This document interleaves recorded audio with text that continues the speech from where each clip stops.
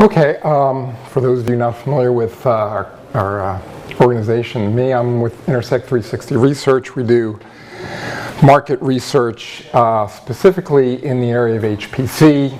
It's a boutique market research firm. There's the four of us: Addison Snell, who leads the company, Chris Willard, Laura Segervall, and me there, the newest member of the staff.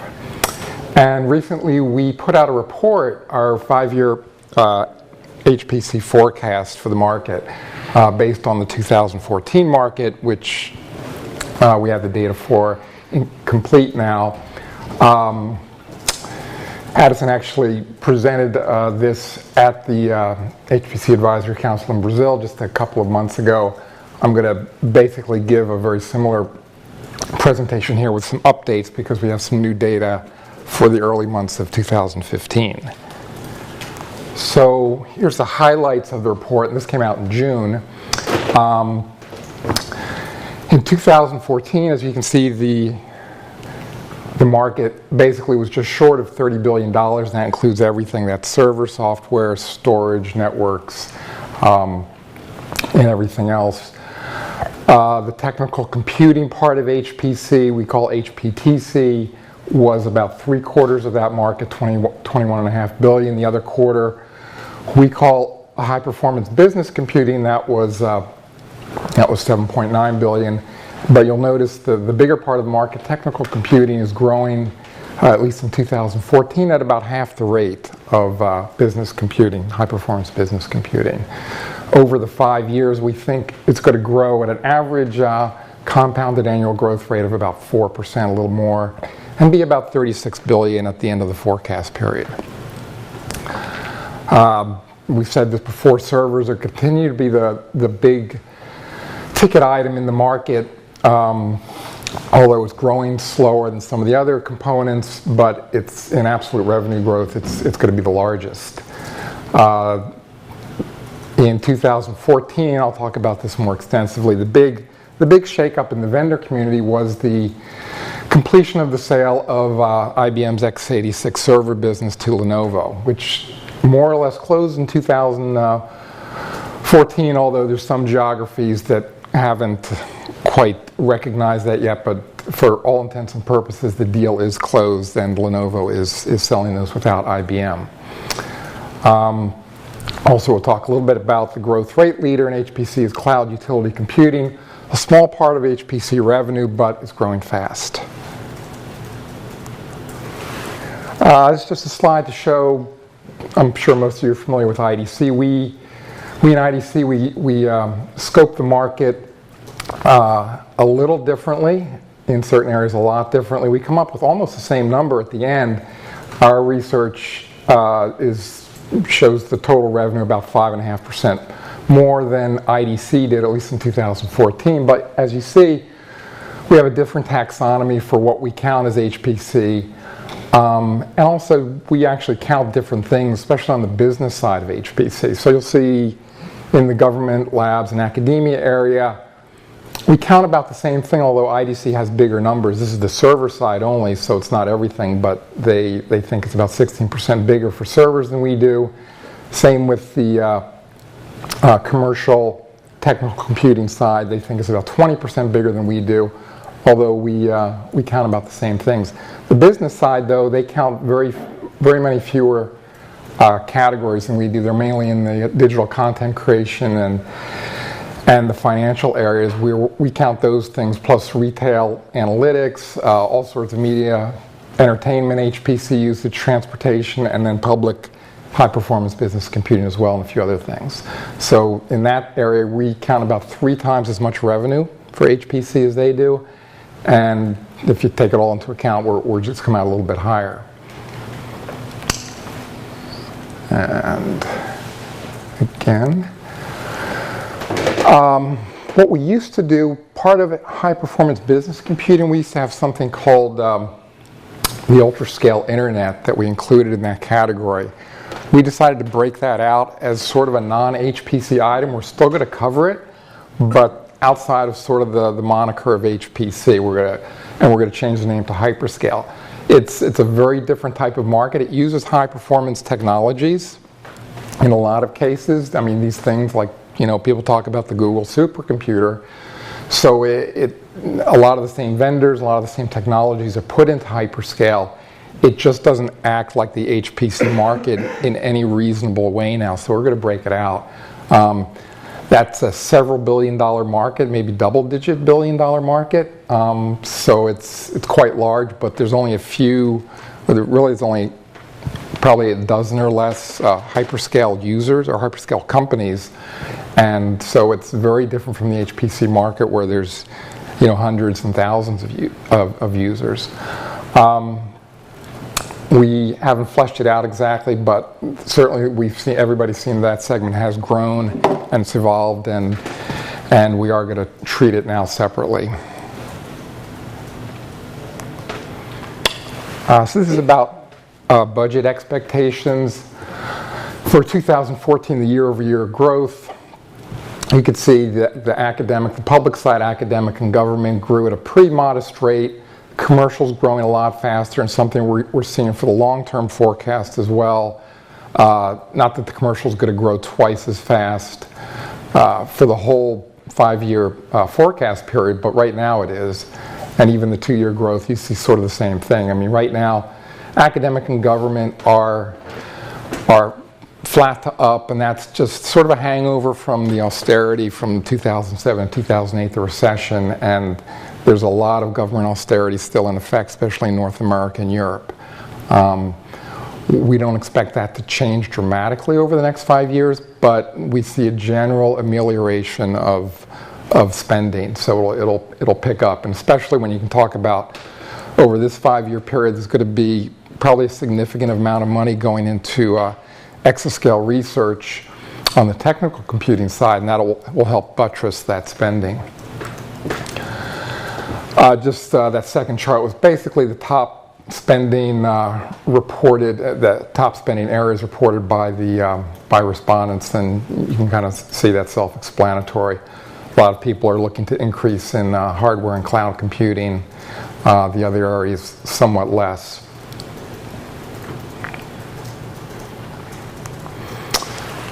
And this is just a comparison between 2014 and 2013 in the different areas of the market, the major areas of the market: servers, storage, services, and so on. The big standouts there, as you can see, are storage and cloud. Now, the cloud side, we expect those double-digit growth rates to continue through the forecast period. I think we have them at like 14%. So that's not an anomaly. It's a very small base. I mean, you can see the numbers there. Those are in millions. So even by the end of the forecast period, it's like a little over $1 billion. But it's growing fastest now. It's sort of uptick. It used to be flat. Now it is growing. But the anomalous thing here is the storage. There's different explanations on why storage grew so fast between 2013 and 2014, but it tends to be a somewhat volatile area of spending, so software for that matter. But storage in particular grew fast. I think it's because there's a few things going on there. It was an up year for hardware in general, where there's a lot of server refreshes, so storage kind of gets picked up with that. And I think we're also seeing a lot of flash memory technology going into storage, and that's over and above just regular spending. In other words, people are buying capacity on disks, but now they're starting to buy more capacity or more performance, and they're using flash memory technology to do that. So you sort of get this extra component. And it looked like 2014 was a big year, perhaps for that, as more and more people signed up, and that's sort of driven by sort of this big data and analytics application expansion as well. We don't expect to see those big rates over the 5-year forecast, but 2014 seemed to coalesce a lot of those different trends into 1 year. The vendor shares. So like I said before, the big news in 2014 is IBM basically is changing directions. They sold off their x86 business. They're going to mothball the Blue Gene portfolio. They're transitioning to a power-based HPC strategy. And basically they're doing this all together in one blow. So whereas IBM used to be the number one or at worst the number two leader in vendor shares, now we're seeing the other players. Dell and HP basically tied for server or system leadership, taking advantage of the fact that IBM is going through a transition in their HPC strategy, and Lenovo is just gearing up with the new business during the 2014 and now early 2015. So IBM fell to the number 3 spot, where it had 3/4 of x86 it was still selling, but a poor year otherwise. Like I said, that's part of the transition. Should also say some of this is sort of overtaken by events. We've got some 2015 data. Let me see. Let's go back here a little bit. Here we had Dell and HP basically the same. Actually, HP in 2015, starting in 2015, was the number one seller of HPC systems. Basically just edging out Dell. Lenovo came up as in our methodology, we switched all the IBM sales or current systems 2014 to Lenovo. So Lenovo turned out to be the number 3 system in our new report that came out last month. It said it could be the number 1 vendor in 2015. That's the way it's looking. Although we're not going to really get a clear look at how Lenovo performs until we get a full year of Lenovo only, and that'll be in 2015. But right now, they're sort of set up to be in the number 3 spot. Cray, of course, they've been doing very well. They had a good year in 2014. It says currently in the 4th spot, but with our 2015 data, they're sort of in there with SGI and even Supermicro in the 5 and 6 spot. But they've definitely benefited from, IBM's transition away from Blue Gene into their new platform. So they've been doing a lot of good business, and they've had some very good couple of years.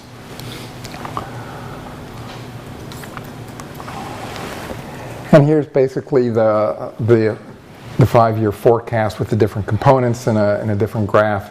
And you can see the servers are still dominated. The major components, servers, storage, software, are the big ticket items. The thing that's growing fastest, of course, is we said is cloud, and you can see that coming from a very small rectangle. That's the orange one near the top, going to a sort of a square by the end of the 2019 period, but still a relatively small piece of the whole thing. I have a question here. Sure.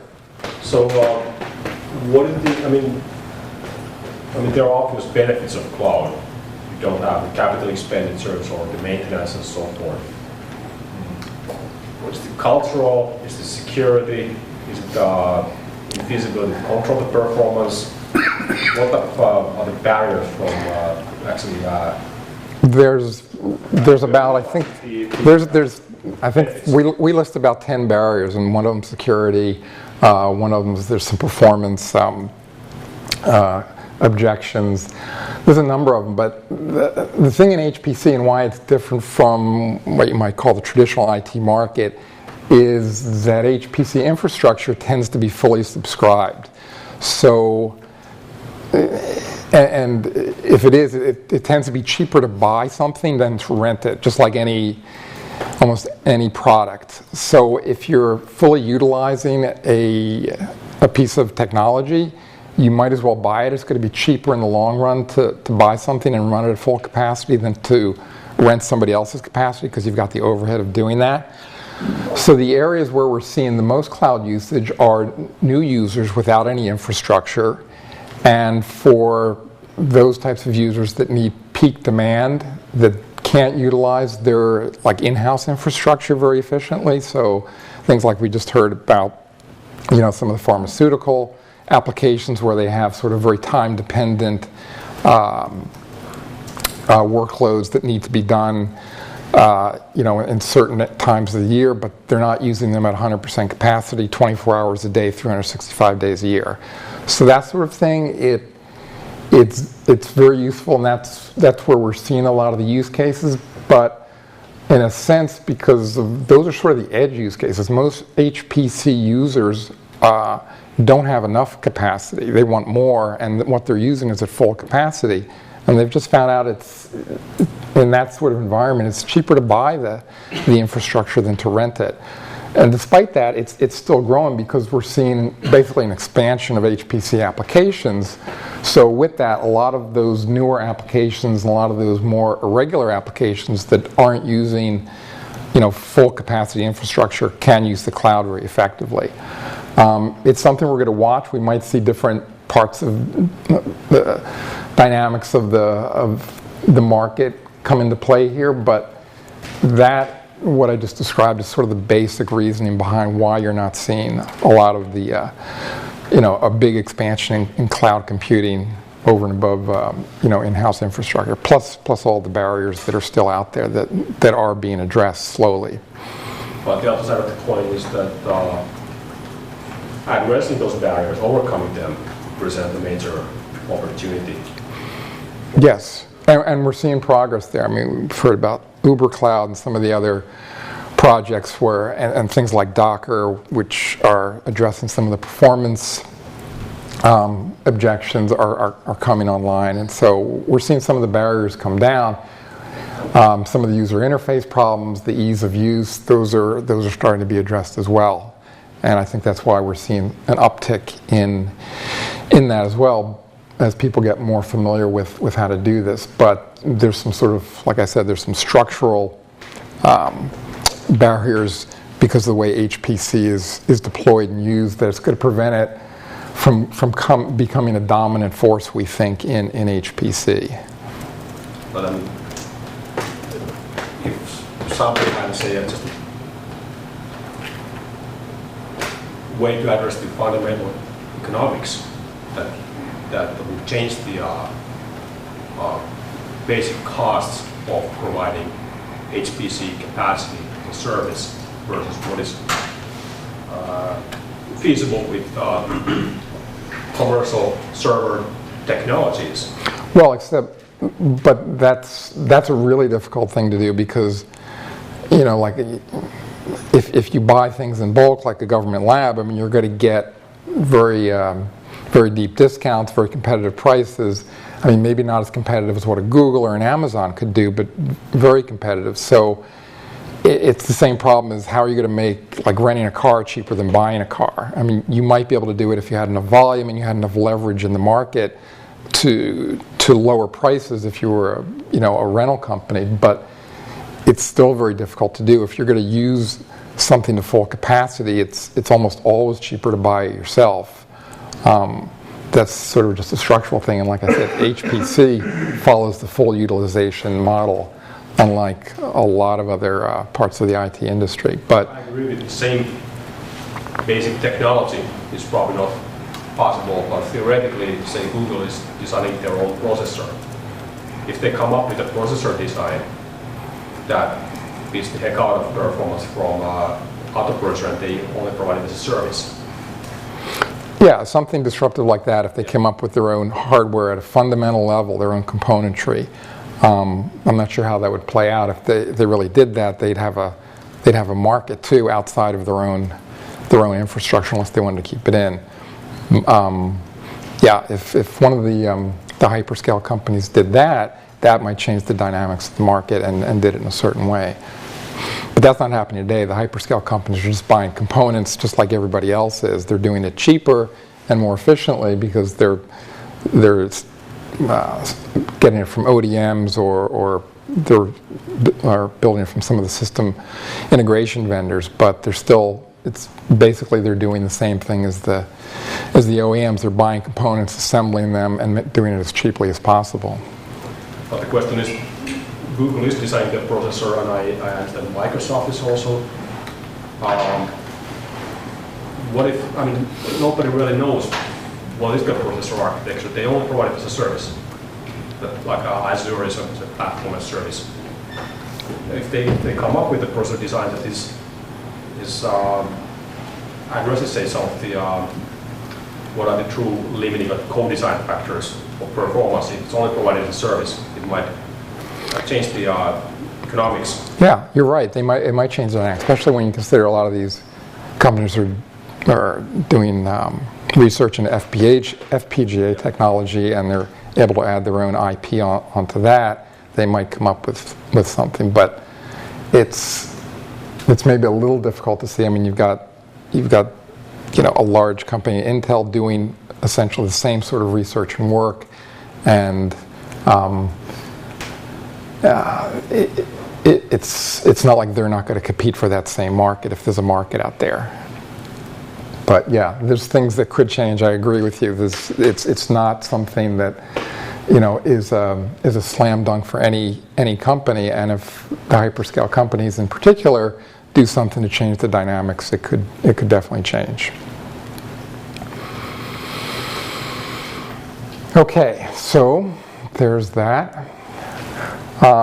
Again, this is the forecast period, just breaking out the different growth rates of the different parts of the market. And you see the slower parts of the market are also the biggest, like servers, the biggest part of the market growing at a relatively modest 3.6%, whereas things like storage growing much faster, services as well. And then cloud, we have the four-year growth rate or 5-year growth rate at 14%. Again, starting from a very small base, so at the end of the forecast period, worth about $1.2 billion. So it's definitely it's going to be a bigger piece of the pie then, but still relatively minor. The overall growth rate we calculate is 4% over the 5-year period for everything. And servers are continuing to decline as a share of the spending as these other things sort of outgrow them. But even for this 5-year period, it's still going to be the biggest chunk of spending in HPC.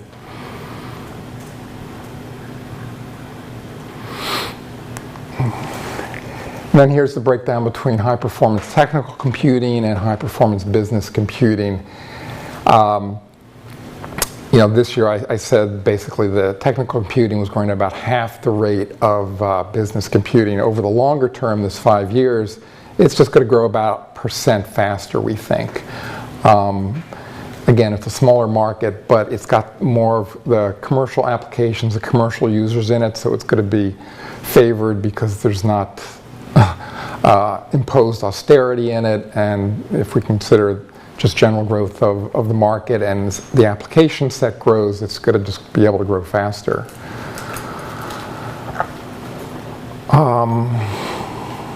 I think that's all we say about that. Oh, the other thing, let's see. Okay, so just our general outlook, HPC is a good growth market, certainly better than the enterprise market, which is relatively flat.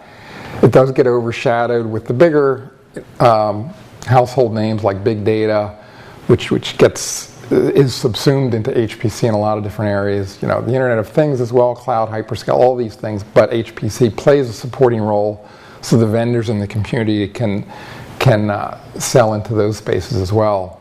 It also gets overshadowed by, again, the mobile space and the apps and games and tablets and all that stuff we have nothing to do with. The public sector is steadily rebounding. The good thing there is over the next 5 years, exascale investments will get into that area and sort of buttress that spending there. So it's not going to, it shouldn't flatten out again. Assuming there's no other great recession coming along, it should continue to grow at least a few % every year for the next 5 years. Like I said before, business computing is the biggest growth area. Typically not areas that a lot of people refer to as HPC, which everybody considers as technical computing, but it is the big growth area, and especially things like financial services and some of the other areas that are growing much more rapidly.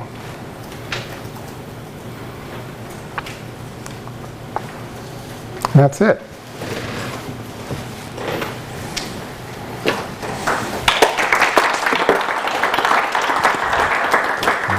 Any additional questions for Michael? Any more? Okay. Oh, yeah. The IBM legacy implies value growth 90% compared to 2013. HP fighting for number one. Trade very good year. Lenovo may be positioning number 3 in 2015. Is there more details about the HPC market, those data target, meaning big government, academic, and industrial HPC, and the balance between Europe and US, for example? Or are there some more details about that? Yeah, in the report, we split out academia, the big categories, academia, government, and commercial. And I think I had one slide that addressed those. But in the report, full report, there's a lot of information about sort of how those three areas are acting. We talk a little bit about the geographies as well. We split that out. I think the European and U.S. market are on par with each other. I think Europe's still a little smaller, and then there's Asia Pacific, and then Latin America, a little small piece there. But we break that out a lot more in the report as well. I can't remember what your other question was as far as taxonomy, but yeah, we break it out in different ways, not on a country by country basis in geographies, but we have that data internally. Sometimes we do that if people ask. I was wondering, for example, about the Lenovo acceptance at government level being perceived in the US as a Chinese company and not as a US company as it used to be IBM. So I was wondering those Right, we're gonna. political. Right, Addis and I have talked about that on our podcast, which we do every Friday. And there's definitely going to be some fallout from that. We don't think the U.S. government's going to buy from Lenovo for the foreseeable future because of that. I think eventually they might. There might be some other public areas that might be less likely to buy from Lenovo in the U.S., but that's less likely to be in Europe, we think, certainly. But nobody really knows sort of how it's going to go globally. So 2015 will be sort of the big proving year for Lenovo. They did have actually a good year. I didn't show you a lot of the details. Lenovo in the last 3 months of 2014, the beginning of 2015, actually incrementally increased the x86 business, what IBM had been doing. And I think part of that was the sale of Lenovo sort of put a lot of uncertainty in the market. I mean, IBM used to have like a 16 or 18% share in 2010 with the x86 business. And by 2013, because of the uncertainty, it had been cut in half. But with the Lenovo sale, we saw basically I think they had pumped it up another couple percent on their own. So again, we'll have to sort of see everything flush out. They'll have a year on their own, and we'll see how the market reacts. But I think Lenovo's basically pushing the right buttons there. We think they're going to be okay. It's just going to take a while for them to gear back up that business. It was such a big business for IBM, and there's going to be a few tricky things to work out there. Any other questions? Okay. Okay, thank you.